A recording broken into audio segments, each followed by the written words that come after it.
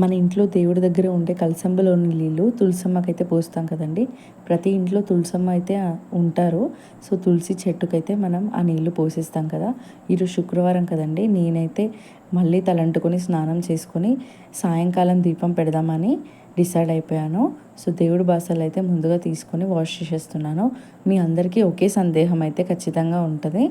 ఏంటంటే సాయంకాలం మళ్ళీ మనం దీపం పెట్టాలంటే ఒత్తులు మార్చాలా, పువ్వులు మార్చాలా, మళ్ళీ ప్రసాదం పెట్టాలా అని ఆ డౌట్ మీకు అసలు ఉండనవసరం లేదండి. పొద్దునుండి పెట్టిన పువ్వులు ఖచ్చితంగా వాడిపోయి ఉంటాయి, అవి తీసేయాల్సిందే. ఒత్తులు తీసేయాల్సిందే. ప్రసాదం కూడా మళ్ళీ మనం వేరేది పెట్టాల్సిందే.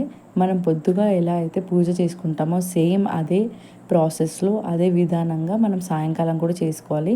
నాకైతే మార్నింగ్ చాలా హడావిడిగా అనిపిస్తుంటుంది. మధ్య మధ్యలో మా చిన్న పాప కూడా వస్తూ ఉంటారనమాట. సో అమ్మవారివి అష్టోత్తరం అలాంటివి చదువుకోవడానికి కొంచెం వీలుగా అనిపించదు. సో అప్పుడప్పుడు మా వారు కూడా పూజ చేసేస్తుంటారు మార్నింగ్. వీలైనంత వరకు నేను సాయంకాలం ప్రశాంతంగా చేసుకోవడానికి చూస్తాను. ఎందుకంటే వాళ్ళని తినిపించిన తర్వాత కాసేపు పడుకోబెట్టేస్తాను. సో అప్పుడు నాకు కొంచెం టైం అనేది ఉంటుందన్నమాట. సో సాయంకాలం నేను శుక్రవారం అయితే అష్టలక్ష్మి అష్టోత్తరం, శనివారం అయితే గోవిందనామాలు, నాకు వీలున్నప్పుడల్లా నేను హనుమాన్ చాలీసా చదువుకుంటానండి.